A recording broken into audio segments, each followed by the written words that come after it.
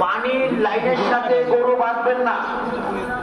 Electric খুঁটির সাথে গরু বাঁধার কারণে যদি কোনো ধরনের দুর্ঘটনা ঘটে তার জন্য কর্তৃপক্ষ দায়ী থাকবে না।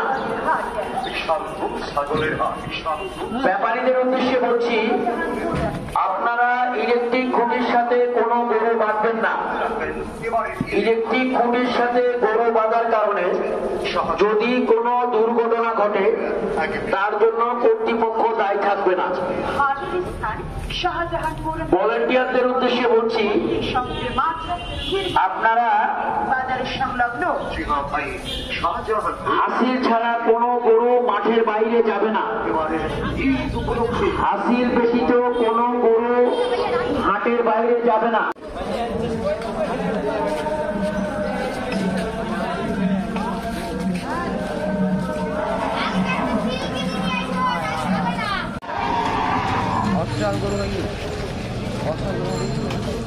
লোকটা খুব ভালো ভালো জানতেছে তাই না গরুগুলার দাম জিজ্ঞেস করলাম, ভালো ভালো দাম চলছে। এগুলা তো আইলেই হয়ে যাবে। পানির লাইনের সাথে গরু বাঁধবেন না। যদি আপনাদের অসতর্কতার কারণে কোনো দুর্ঘটনা ঘটে বাঁধার কারণে অনেক পানির লাইন ফেটে গেছে, এরপরেও যদি কোনো পানির লাইনের সাথে গরু বাঁধা হয় আর সেখানে কোনো পানির লাইন ফেটে গেলে আপনারা নিজ দায়িত্বে সেটা মেরামত করে দিবেন।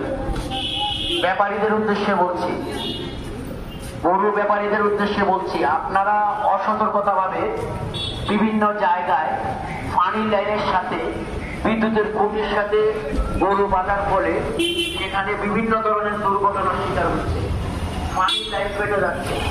যদি আপনাদের দুর্ঘটনার কারণে, আপনাদের অসতর্কতার কারণে কোনো পানির লাইন ফেটে যায়, সেটা আপনারা নিজ দায়িত্বে মেরামত করে দিবেন।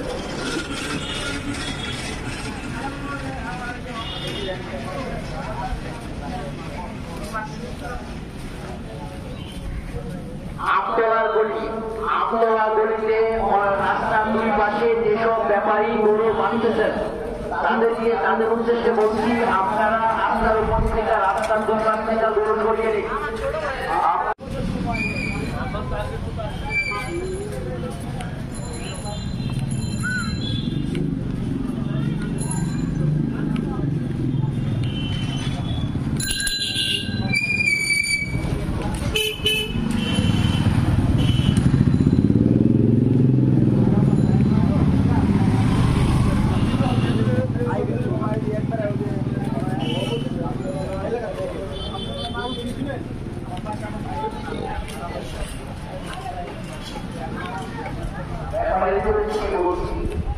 যারা ইতিমধ্যে ছাগল নিয়েছেন, আপনারা দ্রুত ছাগলগুলো ফেরত দিয়ে আপনাদের টাকা পেয়েছেন, ছাগলগুলো আপনারা জমা দিয়ে যান। যারা আমাদের 1 নম্বর কাউন্টার থেকে ছাগল নিয়ে গেছেন, ছাগলগুলো জমা দিয়ে আপনারা আপনাদের জামানতের টাকা ফেরত নিয়ে যান। ব্যাপারী ভাইদের উদ্দেশ্যে বলছি, ছাগল জমা দিয়ে আপনারা আপনাদের জামানতের টাকা ফেরত নিয়ে যান।